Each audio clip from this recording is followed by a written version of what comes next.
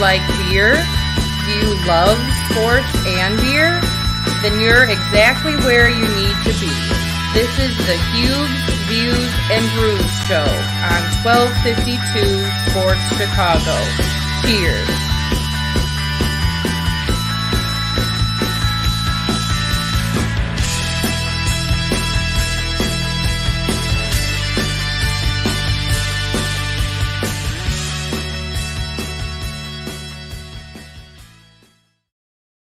Big day today. Yes, it's a very big day today. Fred, what's going on here, man? It's a huge day. It's a huge day. We got the Huebner IPA release today. Yep. And I am super pumped.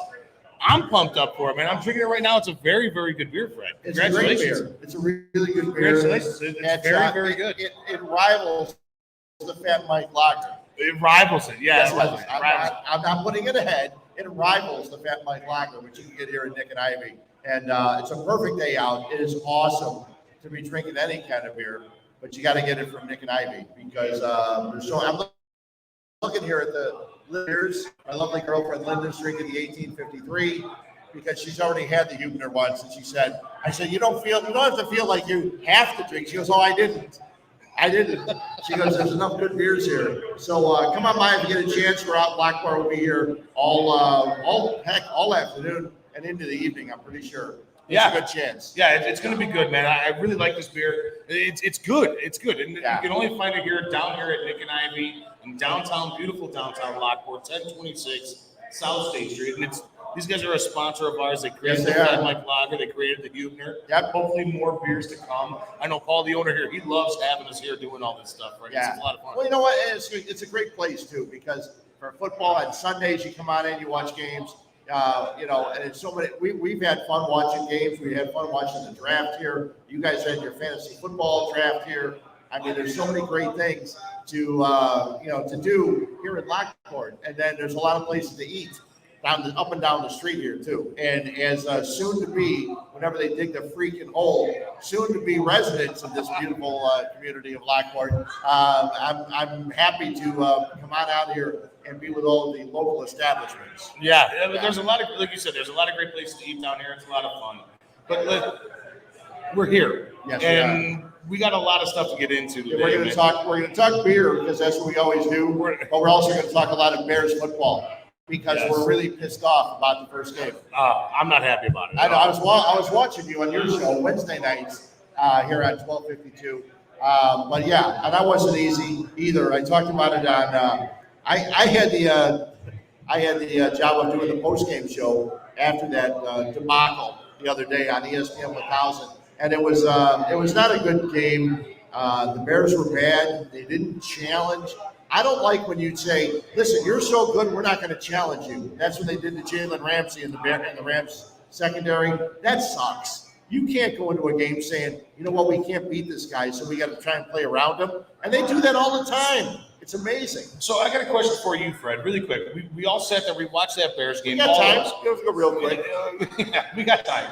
So, okay, the question that I'm going to say, we all know that the Chicago Bears didn't run a passing. They only ran, 2 passing plays over 10 yards? Yeah. Okay. 1 over 16. Is that because the offensive line is so bad, or is that straight up Matt Nagy's coaching? I think it's Matt Nagy's coaching because if you looked at it, the offensive line, some may disagree. The offensive line actually did their job. All 3 left tackles did their job. Jason Peters until he got hurt. Larry Borum until he got hurt. He's out this week. And then Elijah Wilkinson. They did their job. Aaron Donald, you didn't hear Aaron Donald's name until the 4th quarter at all. And they mentioned that on the broadcast. You didn't hear from Khalil Mack either, which is nothing unusual. We haven't heard from Khalil Mack in a year and a half, 2 years. And I just think it was all Matt Nagy's game plan. And I know this is going to sit well with people, but I don't think that Andy Dalton played poorly. No, he didn't. He did what Matt Nagy asked him to do. Right. Now, hopefully, against the Bengals tomorrow, he asks Andy Dalton to go downfield. You've got 4 guys with 4.4, 4.5 speed. Let him go deep. Throw some underneath passes. Do some stuff over the middle. Do some things that make sense, and so you can move the ball with David Montgomery running it. And then, that's one thing that drove me absolutely fucking nuts the other night. Okay, like it drove me absolutely bonkers. Is that you bring in these guys, you bring in all these speedsters, Mooney, the Goodwin, Bird, and Goodwin, and you didn't even take one chance downfield. You didn't take one shot downfield. So what is the point of even having these guys on the roster if you're not even going to go deep or try to utilize their speed? You're exactly right. And listen to what Marquise Goodwin said. He talked about the Bears' approach to Jalen Ramsey last week, and they brought it up on the broadcast on NBC. Because Jalen Ramsey didn't have to worry about playing deep, he was able to come into the box and slow down the short passing game. Marquise Goodwin, new to the Bears, he said he's a unique player, talking about Ramsey. He said all pro bowler instinctive, especially in short spaces. And with us not running any routes past 10 yards, that fell right into his hands. Yeah. Of course it did. And then Marquise Goodwin kind of said that at the end and just kind of faded away, realizing I probably shouldn't have in the first game with the Bears criticize the offensive play calling. But that's exactly what he did, and rightfully so, because it was brutal. You've got to throw the ball downfield. You've got to open up some space, and the Bears haven't done that. It would be nice if their offense got to the 2000s. Right. They're still not there. I was watching a thing on NFL.com. They posted a thing today about the longest passes in the air in first week of the NFL.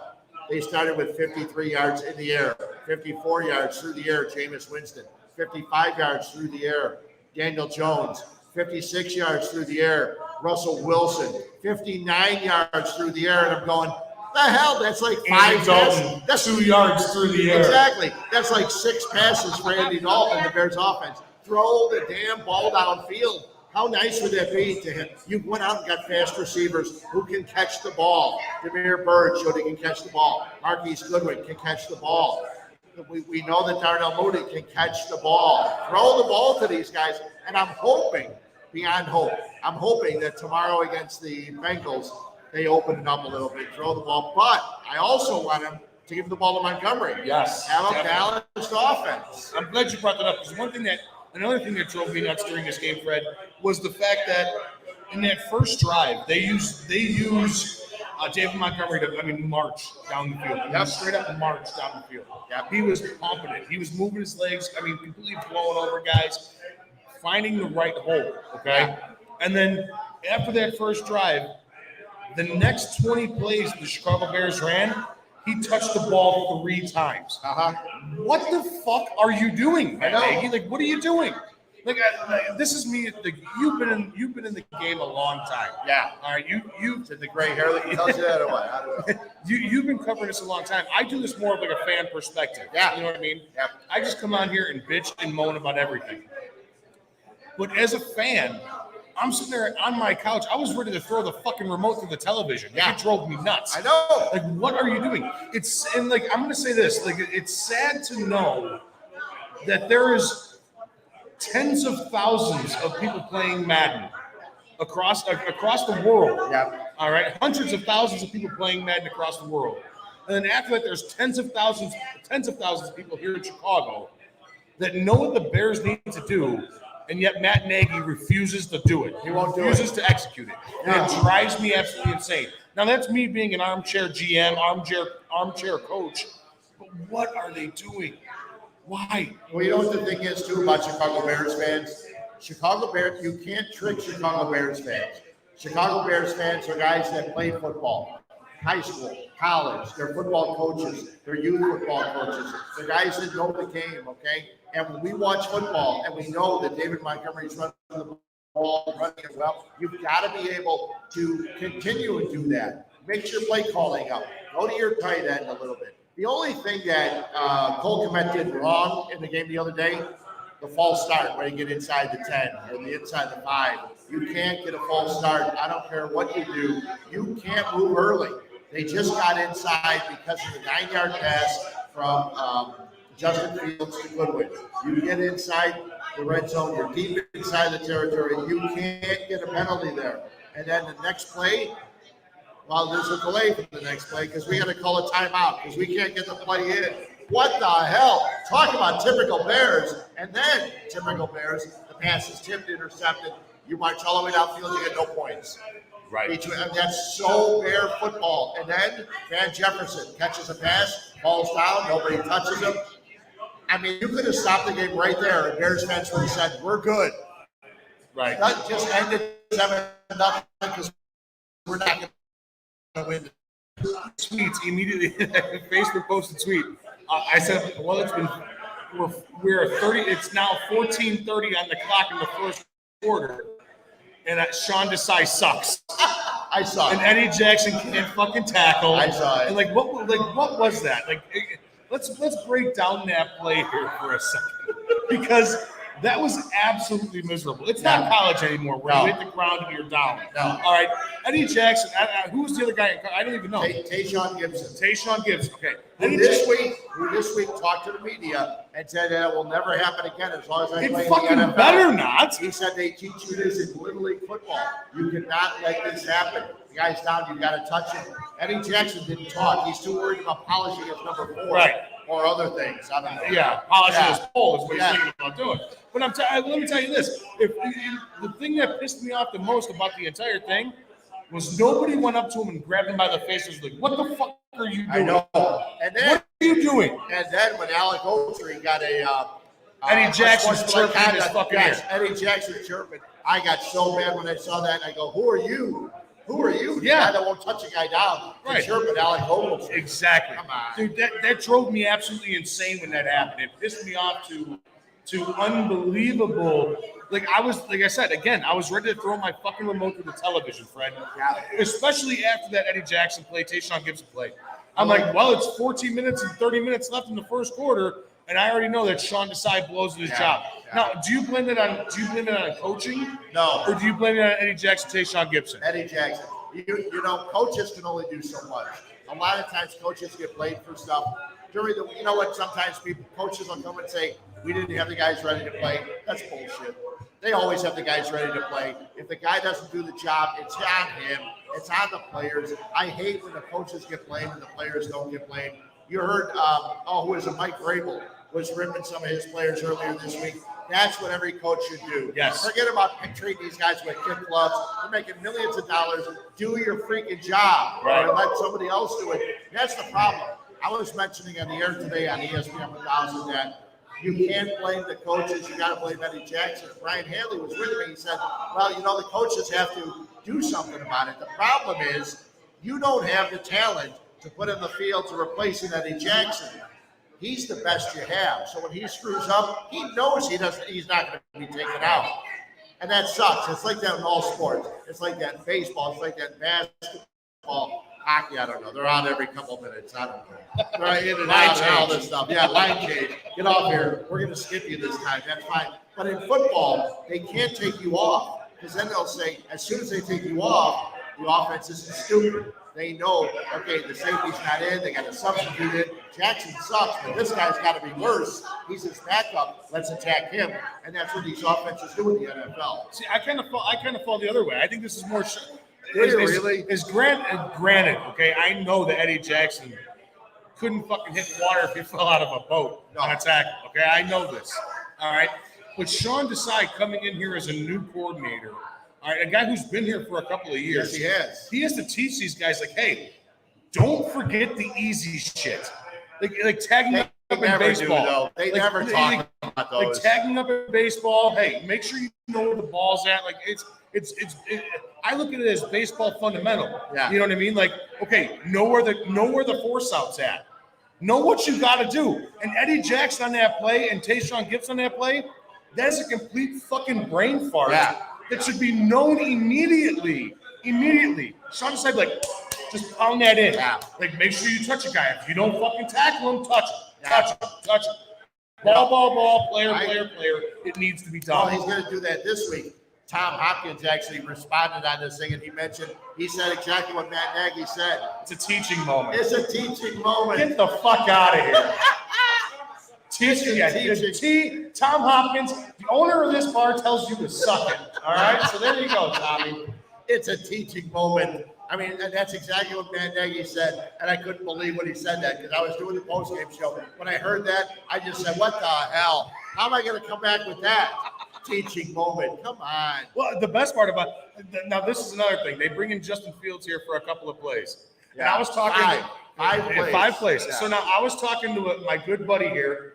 All right, the owner of this bar here, Nick and Ivy, over in downtown Lockport. You'd say Paul. Paul. Yeah, I gotta say his name, Paul. All right, sorry, Paul. You haven't paid for a drink since he opened up. Come on. All right, but no, I was talking to Paul the other morning. We were talking about Justin Fields, and this everybody knows. Okay, everybody knows that an ACL, an MCL, the PCL tears in your leg, all that shit. Yeah. 90% of them come from non-contact plays. Fred. Sure. All right. If they bring in Justin Fields, who's supposed to be the future of the Chicago Bears, to hand off the ball and he tears an ACL, I swear to God, Chicago will be on fucking fire tomorrow. If he gets hurt, why bring him in just to hand off the ball? Let him work. Let him do his job. He handed off the ball. Here's the problem. He threw a pass, completed it 9 yards to Marquise Goodwin. He handed the ball off to David Montgomery. Here's the problems. He handed the ball off to Marquise Goodwin on a reverse. If you're going to have Justin Fields and there's no reason to run a reverse, the trick plays in Matt Nagy. How many reverses did you see in the first week of the NFL? Not many. But all of a sudden, Matt Nagy, I'm the genius. I'm the smartest guy in the room. And I'm the smartest guy in the room, so I got to show you how smart I am. I'm laughing at my brother's comments. Such a foul. What did he say? Yeah, such foul language. Yeah, well, that's usually what happens when he's in the basement watching the game. I'm sorry, Tim. I'm sorry. I apologize. No, not from you, I think from me. Because every once in a while, we're watching the games, and if he comes over to watch the games, all of a sudden, the 3 o'clock games, they start laughing because that's when I start falling asleep. And then you just start going, look, he's sleeping again. The old man's sleeping again. Yeah. I start falling asleep too around that too. Oh, yeah. Last week you and I were talking, you're like, make sure you call in. I know I did. Yeah. Sorry. I didn't make it. I can't wait. Where's Fat Mike? I didn't make it. I was there all the way till midnight. I passed out real quick. I passed out real quick. All the yards got taken care of. Yeah, all the yards were done. Here, there's a couple other things. I had notes for today. You got a bunch of notes. I carried all my notes and everything. Montgomery had 17 touches against the Rams. 16 carries, 1 reception. We had a question today. Will he have more or less against the Bengals? Okay, he had 16 carries and 1 reception. So will he have more or less touches, you think, against the Bengals tomorrow? Ooh. We had 75% of the fans that listened on the radio this morning said he'll have more. They must feel real confident in Matt Nagy. I'm pulling less. I'm pushing less on that one. Because you think they should throw the ball more, or because you think Nagy won't give it to Because I think Matt Nagy won't give it to him. Yeah. I think Matt Nagy, being a coach, I think he forgets about all the weapons that he has. He's got a ton of them. They went out and got more. They needed weapons. They got more. I firmly believe that he literally forgets about the weapons that he has. David Montgomery right now is in my opinion, is one of the best backs in the league. Okay? Yeah. He finds the right hole. He's strong to break through that first tackle. Broken tackles last year, he was a top 5. When he came out of college, he broke more tackles in Iowa State than anybody in college football that year. Okay? And the other thing, you got to hand him the ball. Running back, you know that with running backs. Running backs need to be fed. Give them the ball. A lot of running backs don't even kick into high gear until they get 10 or 12 carries. He got 16 for the game. His first or second carry was his third, I think it was. I was charting him as the game went on. His third was for 41 yards. Give him the ball. He's ready to go. He's like a horse. The horse is warmed up. Let's go. Let's race. Right. Use him. Oh, my God. You got to give it to him. And they don't do it. I can't understand why they don't give him the ball more often. Last 6 games, they gave it to him. He has a record now. I think it's 7 straight games where he's had, is it 100 yards? A touchdown. Okay. Yeah, he's been amazing. The last person to do that was Walter Payton. Yeah. Walter Payton. Yeah, Walter would have asked for the ball. Yeah. Listen, he led the NFL with 5.1 yards after contact per rush last year. And that's over big name backs, Fred. Sure is. Derrick Henry, Mark Ingram, big name backs. I mean, huge backs. How bad was Derrick Henry? Oh, my goodness. You got him in fantasy? I don't. I tried. Thank God. I'm happy about that. But you're talking big name backs. He's leading that category last year at 5.1 yards after contact. You know who the only running back who didn't? The only running back who had more yards rushing than him last week, you know who that was? No. Joe Mixon. I think 128. Sleepy Joe Mixon? Yeah. Yeah, the guy always has a migraine. He's always. Well, just be careful if you're in a fast food joint. He might hit you. But, yeah, I mean, I think he had 128 yards. He comes in with Joe Burrow tomorrow, with Jamar Chase. And I told you, I don't watch college football. Jamar Chase is running past everybody. They said he was having a hard time catching the ball in the preseason. I think it was bullshit. They threw him 7 passes. He caught all 7. I mean, come on. And, you know, they have other guys, too, that are in that, too. It's not just Jamar Chase, Joe Mixon. They have a pretty solid tight end out there, and they got T. Higgins, too. Yeah. Don't forget T. Higgins was a stud, too. He caught one, too. He got a touchdown. Yeah, T. Higgins is a beast. They have all the offensive weapons out there in Cincinnati. You know what The problem is, no offensive line. Yeah. I watched that game. 5 times he got sacked. Yeah, right? I watched that game last week a little bit before the Bears game. In the entire second quarter, Joe Mixon was on his back. Yeah. Well, you think about it. If you're Khalil Mack or Robert Quinn or Akeem Hicks, if you don't come up with a sack tomorrow, something's wrong. Yes. You should actually be docked pay because they had 5 sacks against the Bengals last week. You've got to be able to get to the quarterback tomorrow. You're at home, okay? I'm hoping. I know that Justin Fields said this during the preseason. Don't boo Andy Dalton. And what did the Bears do? They made Andy Dalton one of the team captains for tomorrow. So when he goes out for the coin toss, the fans are gonna boo Andy Dalton for the coin toss. Revenge game. I mean, listen, it's not Andy Dalton's fault. And you know what Justin Fields looks forward to every week? Justin Fields looks forward to running the scout team. He got to be Matthew Stafford last week. He gets to be Joe Burrow this week. And then next week, he gets to be Baker Mayfield. Which I'm going to that game. There you go. Paul and I are actually going to that game next week. That's going to be awesome because Cleveland, you saw what Cleveland did against Kansas City. They should have won that game. They had opportunities. They played really well. They had a 22-10 lead at halftime.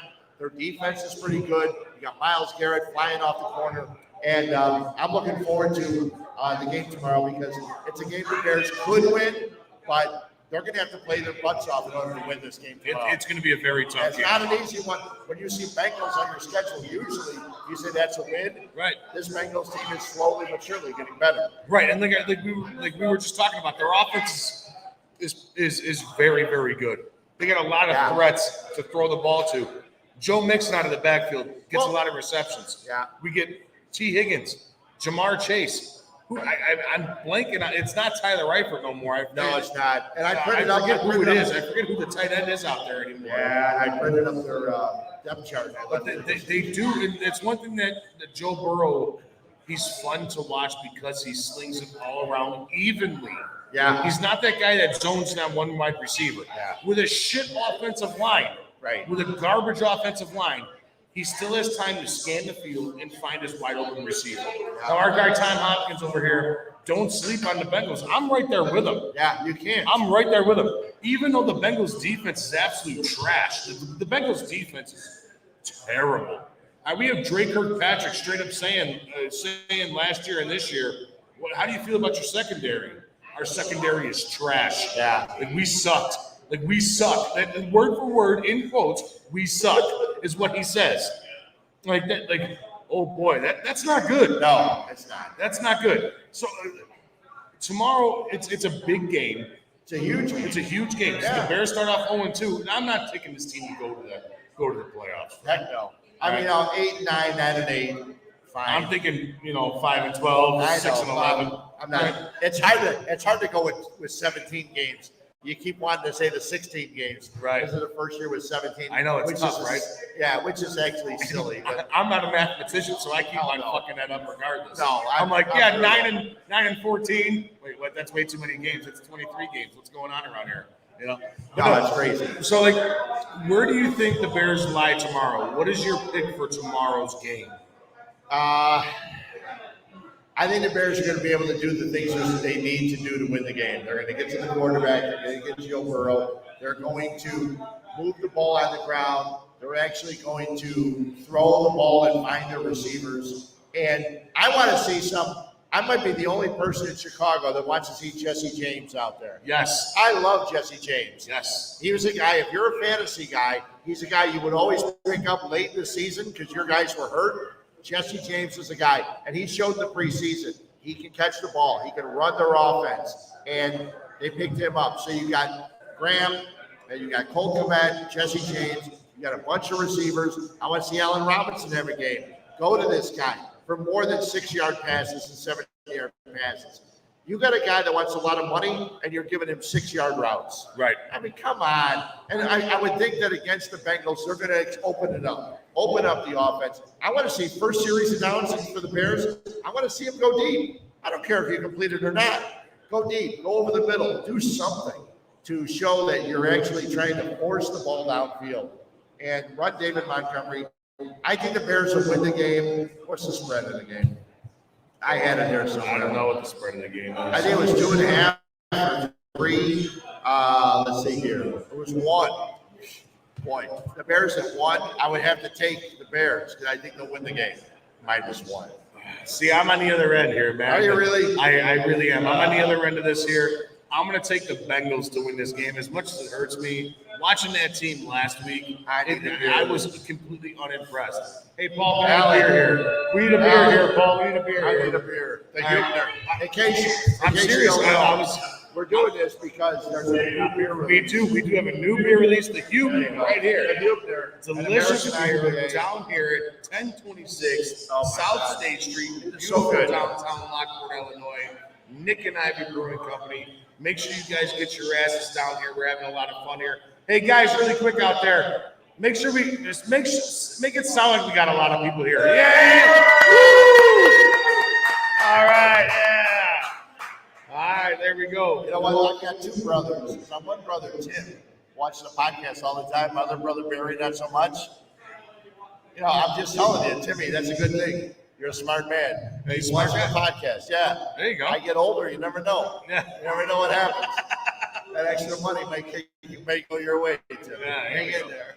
But no, like to be honest, I'm gonna go the other way tomorrow. I really am. Are you? I'm gonna take the Bengals only because the Bears defense didn't show any push up.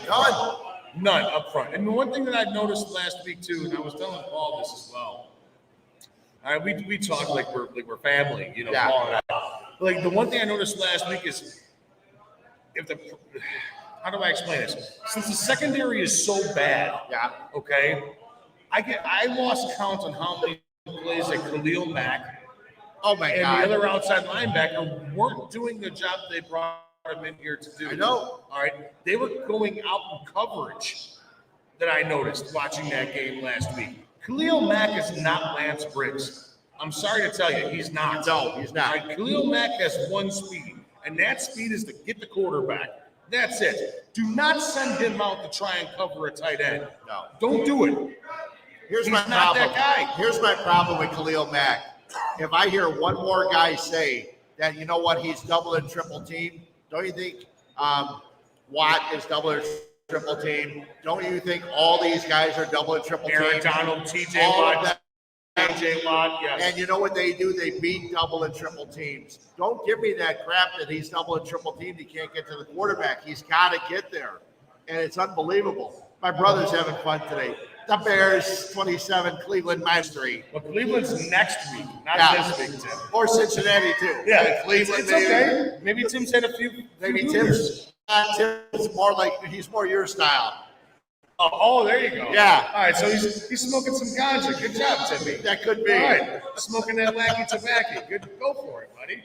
Well, it's legal now, you know. So, and by the way, the Huebner beer, it's not wacky, Paul said. That's not wacky. By the way, the beer is really, really good. Come on down and grab some. And it's been on tap since yesterday. The Huebner, it's a great beer, and I like the cans too. The cans, cans are are awesome. great. Look Yeah. at the can. Like, Yeah. look at the can. Hold on. Let me see this here, Sure. Brad. I want to take Go one ahead. out of here, guys. For you guys out there, order a can. Come on out here to, like I said, Nick and Ivy Brewing Company in Lockport, downtown Lockport, Illinois. But this is spread to the epitome of It is. He's wearing a Sox hat, if you guys look. Yeah. All right, there's a little Sox guy in the corner here. that stars for the Chicago Fire, I We got think. a soccer ball. You got a soccer ball. Loves soccer. I'm the only guy in the Chicago Fire suck.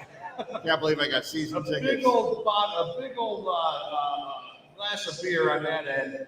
That microphone. A big old Chicago Star. There you go. It's perfect for you. That's great. It's a perfect. perfect logo for your beer, and I'm super excited to be here and be No, a it's part of great. it, man. It's awesome. No, it's a lot of fun. We're having a good time. We'll have a good time all night. People said, but you're only going to be there for an hour. I said, no, there's a good chance we'll be here for quite some time. Yeah, we're going to be here for 13 hours having a good time, getting drunk. We're going to watch the band afterwards. We're going to shut down this place. You and I are going to sleep on the couches, have a good That's time. fine. The couches look really comfortable. I had a question, though, because I haven't played it. Maybe somebody out there listening has played it, because I was getting ready to buy Madden. People tell me this year's Madden sucks. It's the same game. Is it the exact same game? It's the exact just same different game. players? No, You just make an that updated game? roster. That's it. That's it? That's it. Nothing else. Nothing has changed. The Madden game hasn't changed in 15 years. Yeah. It's been the same exact thing. Every year they just update rosters. That's it. Can't they just, since you bought it once, can't you just update every year for a fee? So like last year, I know Alan, our hype guy here at 1252. Alan, he bought the new one. I know he did. This year's one, you're able to play Xbox against PlayStation. Right. It's cross-compatible. This is the first year you can play it Xbox. Yes, it's cross-compatible, which is awesome. That's cool. Sure. All right. But if I'm just sitting at my house doing my own thing, doing what I playing. do, there's a couple people online that look at the new Madden and upload all their attributes and create a player with the name and post it online. So you can just download the guy. The brand. Now, they're not going to look like Justin Fields. Right. They're not going to look like Trevor Lawrence. They're not going to look like the guy that you want, but they have the exact same attributes that they do in the new game. Okay. That's what I do. I have to watch what I'm saying, because my girlfriend Linda doesn't know I play video games that often. Oh, you got to be careful. Yeah, I got to be careful, because I will have a room in my house that's eventually built when they dig the freaking hole. Secret door video game room. It's a bookshelf that you push. You got to pull Moby Dick to get in there. You gotta go into the other room, and play. And she'll say, "Go to the basement, play your games, come up when you're done." I can see it now. So it's Come to bed when you're done. Listen, the last time I really played Madden was Trubisky's rookie year, and that year, one of those years, the Bears opened with the Packers, and I played the game, and Trubisky threw 7 interceptions in the first half. And I said, this game's not realistic. And everybody I tell it to says, no, that's definitely realistic. It's very realistic. Yes. Yeah. So that was the last one I bought. So that was like 3 years ago. I'm more of a FIFA soccer and MLB The Show guy. I play baseball and soccer. That's it. I can't play any of those other things. I'm not skilled enough. My thumbs don't move fast enough. I can hit a fastball, but that's it. One of the greatest stories that you've told me, and I laugh about it every time you tell me, is the MLB The Show story. Okay. I love this story. Please tell us. I was laughing my ass off. I've never told it on the podcast. I've told it on the radio a couple times. Last year, before the 2020 season, I got MLB The Show, and I started to play the game. And the very first game, I decided I would play the defense myself. So I had to control the outfielders. Ball goes to center field. I had to control it and everything else. Usually, you can just say, computer control it, no big deal. So I had Eloy Jimenez in outfield, left field, first game. Fly ball, Eloy Jimenez. He's coming in. Opening day, by the way. Opening day. And the ball, he misses the ball. It hits his head, and he suffers a fractured skull. Out for 6 months. Now, I guess a fractured skull for 6 months isn't that bad. So I'm telling Jeff Meller on ESPN this story, and he said, so you just started the game again, right? I said, no. I said, I played without Eloy Jimenez for the first 6 months. He goes, you're not a skilled gamer. I said, well, I wanted to be realistic. He said, how realistic was it that a guy would fracture his skull with a fly ball? I said, I don't know. I just went with the game. So this year I played the first couple of months, and then I just started playing daily. Like if there's a game coming up, the nice part about the game is if there's a game coming up at 6, you want to play the game at 5, they got the lineups there and everything. Yes, they upload the new lineups, right? Yeah. Romy Gonzalez is there, you can play him and all that stuff. So that's my release. If I'm not working or watching TV for work or doing something else, then I can sit and play video games if I'm home. Otherwise, I've got to take out dogs and pick up poop. All those things. Hey, that's my job. I know it is your job. my job. Yeah, I'm going to keep picking it up until I can't do it anymore. Then we'll give you a call. Well, then, didn't you start it again and he got hurt again? Yeah, I did. I started again just the second season. I kept the first one going, and he got hurt again. He pulled a muscle, running to first base, pulled a hamstring or something. He was out for 5 weeks. I said, "This is it. Forget that season. I'll go back to the other one." It's like, come on, man. The best part about it is that you and I have this off the wall, off of the side conversations about Eloy Jimenez. At the beginning of the year, I had brought you on my show, the Fat Mike Show, and I had asked you how many nets does Eloy get to? Because last year he fell into quite at least 2 or 3. He looks like something off of wild catch up in Alaska wild catch. It's terrible. He's pulling them out like a tuna. You know what I mean? Well, you said the over-under was 6. And he was hurt before the fucking I know. He was hurt before. He runs into him. He jumps into the wall. He didn't jump and then hit the wall. He jumped into the wall. And I don't know if you saw the other day, but he made a catch where he hit the wall. And after the game, Tony La Russa said, "We told him, put your heels on the warning track and only come in for the ball. Right. If it lands in front of you, don't worry about it. We don't want you to get hurt." Right. And the White Sox are magic numbers 5. They played tonight against Texas after an 8-0 win yesterday. They're going to win the division. We've known for months they were going to win the division. We've known for months they're going to play the Astros. That's exactly what I was going to say. It's all been set. So I've never been a big magic number guy, but I'm just eager to see what happens. The problem is the Red Sox, the Yankees, Toronto, Houston. They're all good teams. Right. I know. It sounds real stupid.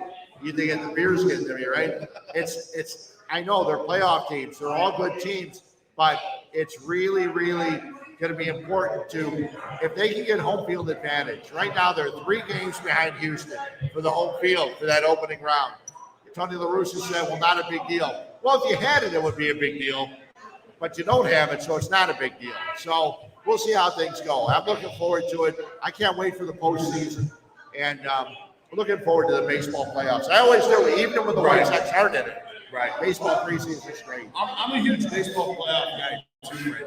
Where do you think, as it sits right now, how do you think that this Chicago White Sox team fares up against these men? God, the Astros, I think they're okay. I don't think the Astros It's going to be a tough series. I don't think the Astros pitching staff is as good as the White Sox pitching staff.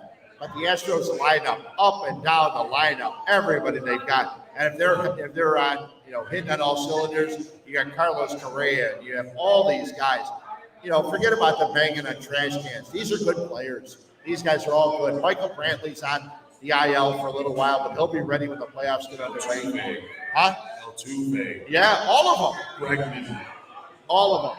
Altuve, Bregman, they're all really good, and it's going to be a tough series. It's not going to be easy. So, but I mean, in the same breath, you can say the same exact thing for the Chicago White Sox, though, too. I mean, Abreu, Moncada, Jimenez. You get Tim Anderson is back. I know, and Anderson's back. It's going to be a very even series, I think. I really do believe so.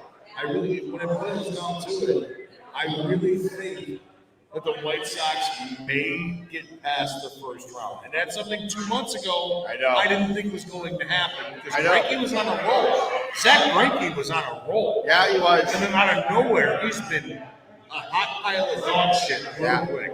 Yeah, I know. How do I tell the bartender that his drink's on me? Oh, okay. You tell him. I guess our drink's on you. No, not on him. Oh. His is on me. Yeah, our drinks are on you. No. Oh. You're a funny man. Oh, I'm sorry. His drinks are on us. And it's a very special day because my goddaughter actually comes out to see me on a radio, doing a podcast. So she's ignoring me, but because Alan's talking to her, but yeah. This is Yes. over here at this table. Yes. So our drinks are on you guys. No, that's not how it works. Oh, That's okay. not how it works. We messed up again. Yeah. I messed up again. Yeah, that's okay. That's okay. But you know what? We could do it like that. You can keep doing it. Keep trying. Our drinks are on them. Yeah, that's a good thing. But I'm excited about the White Sox. And you know what? People keep asking me too because I'm a huge Sox fan. They go, "Don't you want to go to the games?" People are asking me. You know what? It's so comfortable watching the games on your couch. Okay, Oh so my God! This is the thing. I was just talking to my youngest brother Trevor about this, and I want to know how you feel about this. Okay, I'm getting to the. Maybe it's just me being surly at 33. No, not at all. I'd much rather sit at my house on my couch and watch the game. Any game. It doesn't matter. Always. Bears, Cubs, White Sox, Blackhawks, it doesn't matter. Yeah. I want to sit at my house and watch the game. Next week, I'm going out to Cleveland. I know you are. Good luck. I leave Thursday. I'm sure you're going to wear Bears paraphernalia. I'll wear a Bears shirt, Right. my Bears hat and stuff like that. And if any Browns fan wants to get chippy, I'll chip his fucking teeth out. All right? But like the thing is this, okay? I don't care if I go. You don't care what? I don't care if I go. Oh, okay. No, Like, I don't honestly, either. at the time when they're like, let's go to Cleveland, I'm like, yeah. And then now it's a week away, it's like, It's fun. You'll love it. I'd much rather just sit at home I know. on my couch, not wait in line to take a piss, not wait in line to get a beer or a hot dog or this and that. Like, how are you about going to games? Do you still like going I to can't games? stand it. Well, yeah, you go to the Fire games all the time. I do. I got tickets for Wednesday's game. I'm not going. If anybody's a Fire fan and wants to go see a soccer game, get in touch with me. I got 2 tickets to give you for Wednesday's game, okay? But I asked my brother, he goes, "Are you kidding me? I can be bored at home." So anyway, and this year I agree with them. They're miserable. But I just don't like getting in my car, drive, and I've been told driving in and getting into the parking lot's been a bitch. So hard to do over the last couple of weeks, and that's frustrating. And then you look at it, and when the game's over, the game's over, they won. Oh, now I got to sit in traffic, right, for however long. I used to love. This is weird to say, but I loved during COVID when there were only 25%. Thank you. It was the best. You get in your car, you pull right out, you get home. I went to a Cub game. I took now it's my mother-in-law, guys. I'm married now. Can you believe that shit? But I took my mother-in-law to a Cub game, and it was at 60% capacity. It was the best fucking Cub game I've ever went to in my life. I know. There was no line at the bathroom. Right. No line to get Did you use a trough? I did. A trough? Yeah, of course. I love the troughs. Yeah, it's easy. Stainless steel? Come on. How do you beat that? Easy. Yeah. You know, everybody, like, all the Saxons are like, yeah, way to look at your own crank, buddy. Way to look at the other guy's crank. Listen, Dude, you don't know how efficient that is. I know. When I was at Old Comiskey Park, they used to have troughs, but they were like against the wall and with porcelain. And they would have a lower one that would say for future White Sox players. And until they closed Comiskey Park, I would always go in that trough. Always. You're 35 years old. Always holding out hope. They needed a guy. Holding on hope. Yeah, definitely holding out hope. And they needed a guy. And I could be the guy that helped them out. So, but yeah, I mean, I like being able to turn the game on at 7:05. Turn down the TV broadcast of Jason Benetti and turn up the radio broadcast of Len Casper and Derek Jackson. And it's great. It works out perfect. And for those who don't know how to do it, real easy. You listen to the radio, watch TV, you see a pitch, and as soon as the pitch is done, you pause it. You hear it on the radio, you let the pause up, boom, you're synced. It's perfect. People do the same thing with the Bears broadcast. You've got to figure out a way to sync the broadcast. Yeah, JD's pretty good. Yeah. So it's fun. I mean, so I don't like going to games anymore. I like the big TV. You can watch other games. When your game's over, you can go to other games. Right. There's no reason to go to the games. I was reading to your phone. Hey guys, everybody out there right now, who likes going to games now? Round of applause. Okay. Who likes? Oh boy. Who likes sitting at home and watching the game? It's kind of like 50-50. See, I was telling you about my There's your granddaughter. Say hi. she only kind of cares. She's like, I don't know these people. I'm not saying nothing. Oh, see, I didn't nap either. I'm crabby too. Yeah, we're all crabby. I got up at 6 o'clock this morning after doing White Sox post game till 12:30 last night. I got to watch the Bears tomorrow, so that's why I'm there. So do I, and I got a baptism to go to. I got to watch the Bears tomorrow. That's and I got a podcast, the Hubes, Hughes, and Brews on Monday night. We'll recap the Bears game, and then I've got Jamie Albert from Will County Brewing who's going to come out with us. They won a medal at the Great American Beer Fest. Did they? Colorado, yeah. Nice. Yeah, they won a medal from for the Bam Bam Loves Pedables is the name of the beer, and I've had that beer at Will County Brewing, not far from here, right in Will County in Shorewood. Very nice place. So he's going to be out with me on Monday, so that'll be fun. That's excellent. We got a lot of good shows coming up here. Well, you know what? And I did a show this past week with the guy from Milk Money Brewing in downtown LaGrange. Yes. And it's an awesome place. The food is great. And I talked to Eric Pizer, and today was the pet parade, the annual pet parade in downtown LaGrange. And he created a beer just for the pet parade called Claws and Paws. And so it's very cool. There's so many great beers. It's nice. You come on out here at Lockport. You get Nick and Ivy. You get the Huebner. I know they're remaking. They're remaking the Fat It's Mike actually Lager. in that tank right behind you. There you go. Number 2, Fat Mike, will be ready at the end of October. There you go. So hopefully at the same time we can get a Huebner and a Fat Mike and do another one of these shows while we're sitting here drinking our own beers. I think until then, you and I got to keep coming back until they do that. Yeah, well, I'm here every day, so that's the problem. Paul knows it's a problem. Yeah. Well, guys, I got a problem. That's what it was. Like, I have a problem. Okay, I get other notes on the Bears. And then I want to ask you about a couple of the games, and I'm trying to figure out what I'm going to play. Okay. You and I were talking before the game, or before the show, about we're idiots. We keep playing parlays. Yeah, I'm a big parlay guy. Yeah, so am I. You win 3 out of 4, you win 1 out of 2, you don't win anything. Last week I was 13-4 on the week. And you won nothing. I won nothing. Yeah, I know. It happens all the time. Here's what happened. Bears had 2 of the fastest ball carriers in the NFL last week. Khalil Herbert, the guy who took the opening kickoff from 8 yards deep, and I'm going, what the hell are you doing? And he got it out to the 43. I said, okay, that's okay. So he ran 20.88 miles per hour on his kickoff return. And David Montgomery was 5th. He reached 20.8 miles an hour on a 41-yard run. We can barely run. We can barely drive 20 miles an hour down here in Lockport. These guys are running that fast. Pretty amazing. And Sean Desai, the defensive coordinator, I say that lightly, said the Bears missed 12 tackles on 8 plays, one of them with multiple misses. 3rd and 13, a screen pass to Cooper Kupp in the 4th quarter, went for 15 yards.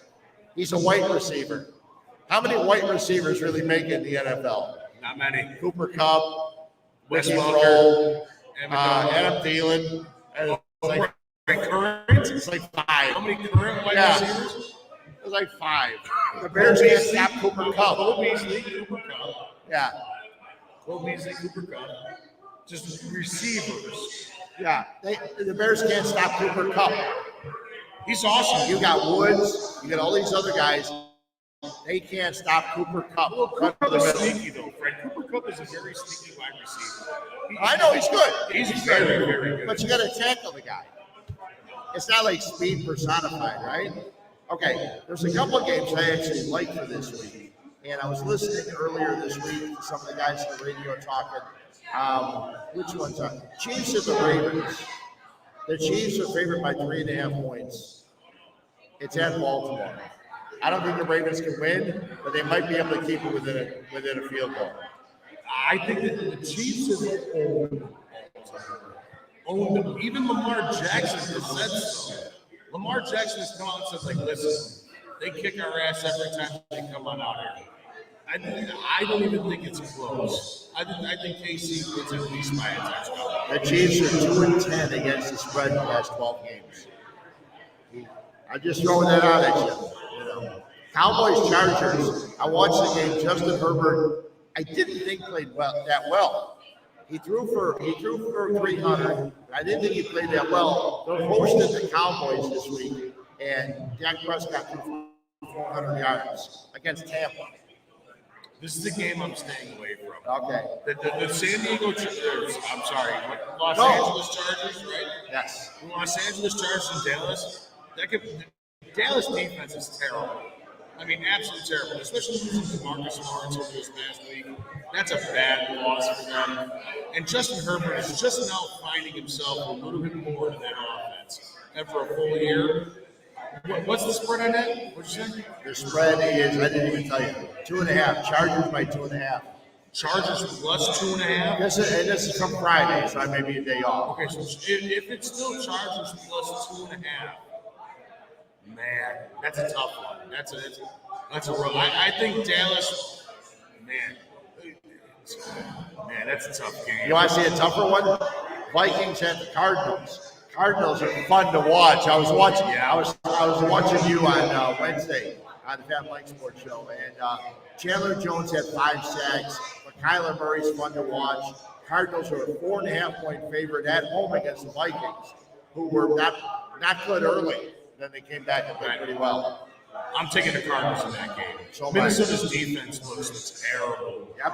Absolutely terrible, especially after that game against Cincinnati last week, where Joe Burrow finally figured it out and just passed. Quick passes, and then hit T. Higgins deep, hit Jamar Chase deep, and it's that defense. They got old. I mean, older than me. I mean, you can't be 35 and playing quarterback in the NFL. Here's one of the problems. I mean, I like the Cardinals a lot.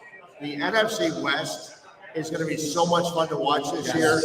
The Niners, the Seahawks, Cardinals, Rams, and the Niners already lost 3 players in the third week of the season, including Raheem Mostert and 2 guys on defense. Greenlaw returned to interception for a touchdown. He's out for 6 to 8 weeks with a groin injury. As you may or may not know, I'm a Niner guy.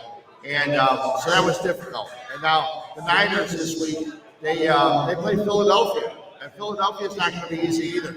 Jalen Hurts is fun to watch. Remember, I mentioned this a while ago. On ESPN, we were talking about things that have changed over the years. And do you remember a while ago when nobody in the NFL would have a black quarterback? Now black quarterbacks are 6 of the 7 best quarterbacks in the NFL. And Jalen Hurts, add his name to the list. He's a guy that can run. He's a guy that can get the ball out. He's got some weapons in Philadelphia. It's really nice to see. And the Niners are going to struggle. In this game because they lost a couple defensive guys. They gave them a lot of points in the last 2 minutes. They gave them 17 points in 2 minutes to the Lions. Cost a lot of people their lives. So I'm not even joking. Jalen Hurts has all the intangibles, all of them, to be an MVP in this league at some time. He really, truly does.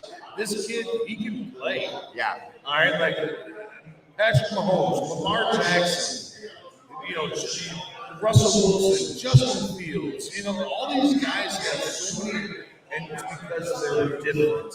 Yeah. All right. It's not just because they're black and all. No, you know what it is? They can do it all. That's the problem. Is that they're a running back mixed with a quarterback, and they can do it all. Plain and simple. Here's what it is. In the last 5, 6, 7 years, they have said that the college offenses would come to the NFL, and they never did because the speed of the NFL was too fast. You know what? That's not like that anymore. Now you can take your college offense and play it in the NFL. It's going to take a while in Jacksonville, but you can still play that kind of offense now. You couldn't do that in the past. You know who changed it? I'm saying it right now. I don't care. He didn't have a long life in the NFL. Chip Kelly. Okay. Chip Kelly changed the NFL. With Philadelphia? For Philadelphia. The way they were able to run so many fast plays all the time. Look at that team in Philadelphia. They were like, what, 75 plays a game? I know. Are you fucking kidding me? I know. Usually you're running 45 or 50. He brought the college game to the NFL. And ever since then, look at the explosion. I mean, the absolute explosion of the quarterbacks that are now in the NFL. It's been great. And it's been great watching the games. I mean, the whole Patrick Mahomes thing, you got, sorry, Deshaun Watson, you like your massages way too much. But you look at it, all the quarterbacks that came into the league and have been able to play so well and change the game. Yep. Like you still have to be able to throw the ball from the pocket. Right. And that's the one thing the quarterbacks that come from college, that's the one thing Justin Fields is going to have to do. Now, he did that at Ohio State. He can fucking chuck. I know. He did that at Ohio State, so that's why a lot of Bears fans are super excited to see him throw the ball from the pocket in the Bears offense. Yep. Well, that's about it, huh, Fred?